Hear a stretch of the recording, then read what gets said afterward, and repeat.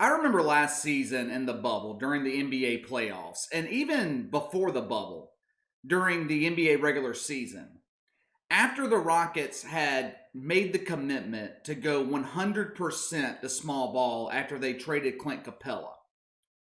I came on here and I told you guys that this style of basketball was not going to work. Now, many of you disagreed with me, mainly fans of the Houston Rockets. I remember when I predicted that Oklahoma City was going to beat Houston in the first round of the playoffs.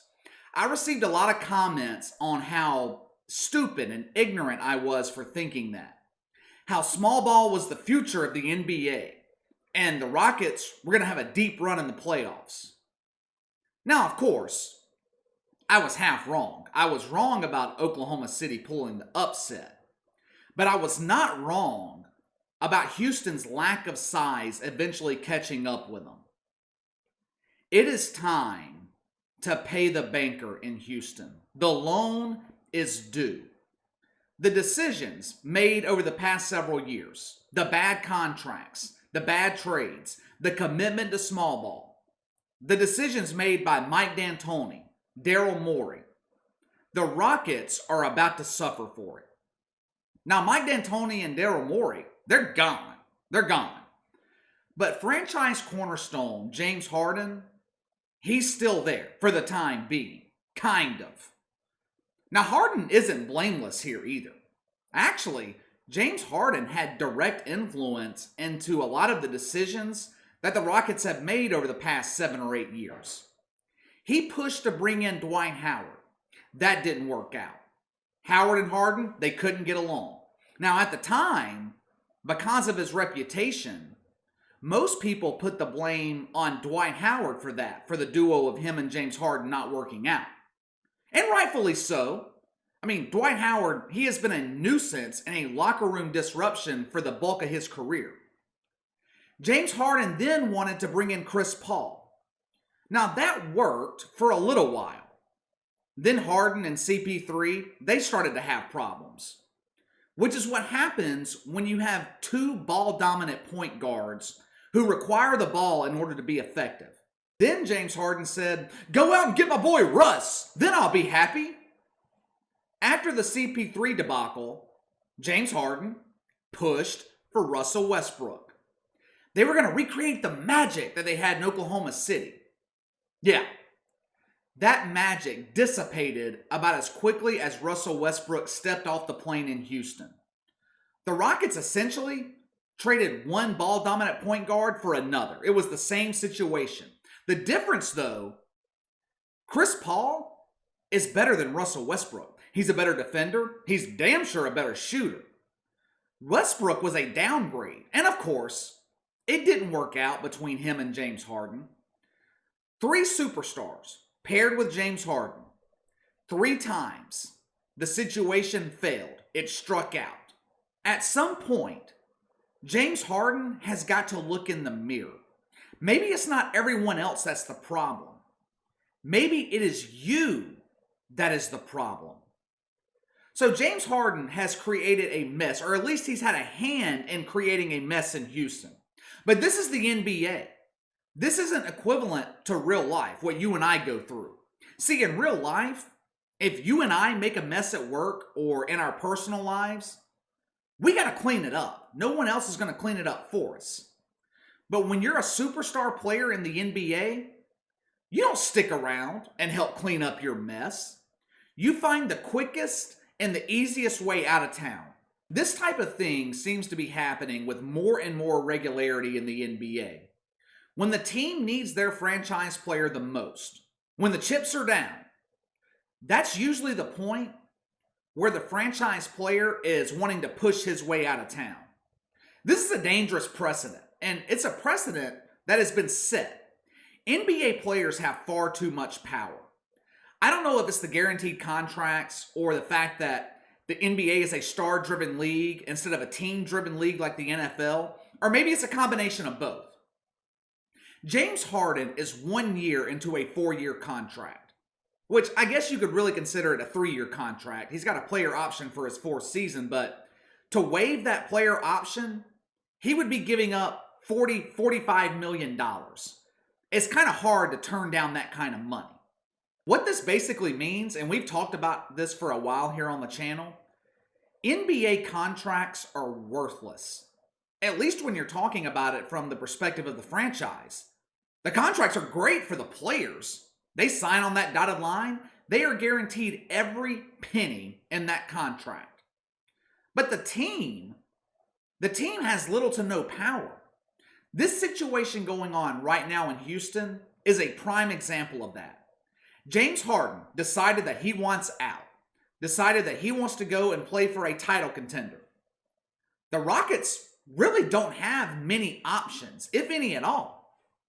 But KC, they can make him honor his contract. He's locked in. Yeah, that sounds great in theory, but that is a recipe for disaster.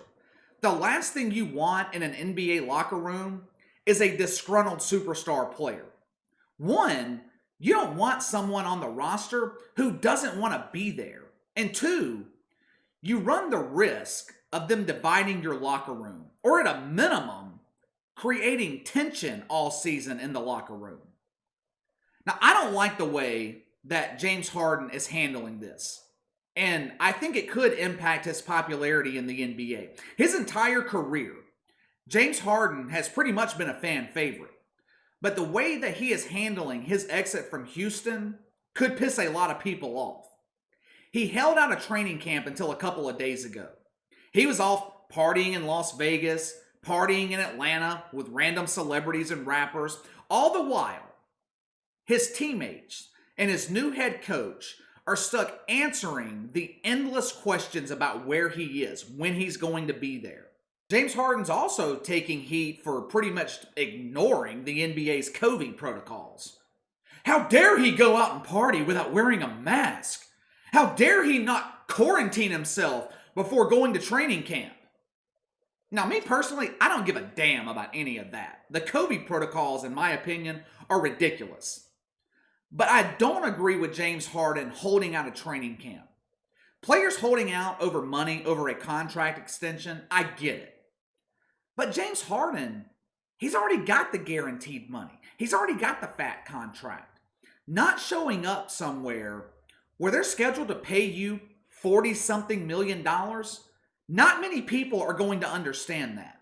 It puts his brand new head coach, Stephen Silas, in a bad spot. Like I said a second ago, having to answer the endless media questions about where is James Harden? When is he going to be here? It puts his teammates in a bad spot. I realize that most NBA players understand that it's a business, and this is just all part of it. But how do you think guys like Eric Gordon and PJ Tucker are feeling right now? Guys that went to war with James Harden for years, many playoff battles. And now he is essentially turning his back on them, saying that, hey, these guys, this team, they're not good enough to contend for a title. I want to go somewhere that is.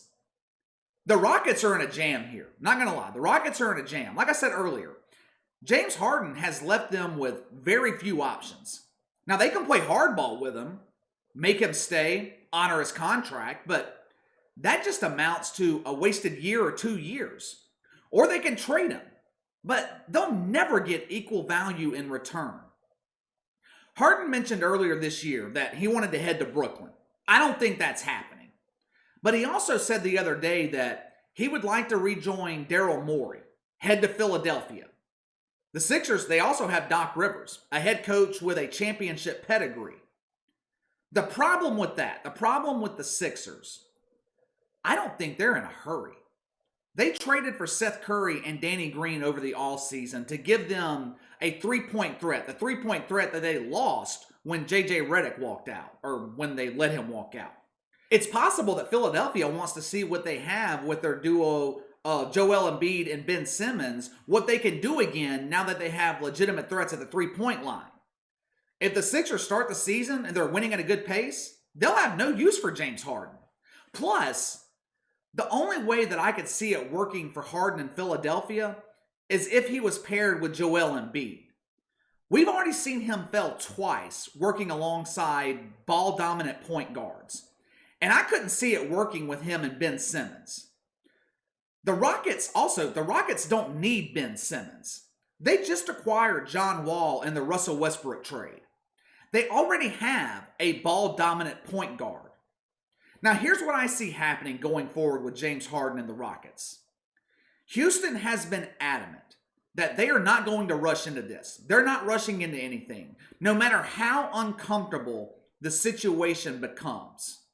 This season in Houston is essentially, like I said, going to be a wasted year. The closer we get to the trade deadline, the better the trade packages are going to get for James Harden. Take a team like Golden State, for example. We talked about them and Steph Curry yesterday. Let's say that James Wiseman is not working well with Steph Curry and Golden State. They don't like his development. Midway point of the season, the Warriors, they're a fringe playoff team, but they want to push themselves into title contention. They could offer Houston a package of Andrew Wiggins for salary purposes, along with James Wiseman and a couple of first-round draft picks.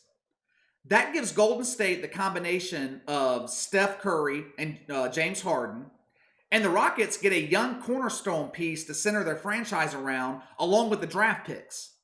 Now, that's just an example, but my point is, once we get further into the season, teams will become more desperate to make deals. Right now, we're in training camp. Teams are more interested in seeing what they already have put together. Kind of like we talked about with the Sixers. So I think the Rockets are going to hang on to James Harden for now, which is the best option. You never know. Maybe the combination of James Harden and John Wall works out, and Harden will be happy in Houston, though that is highly, highly unlikely. I don't see it happening.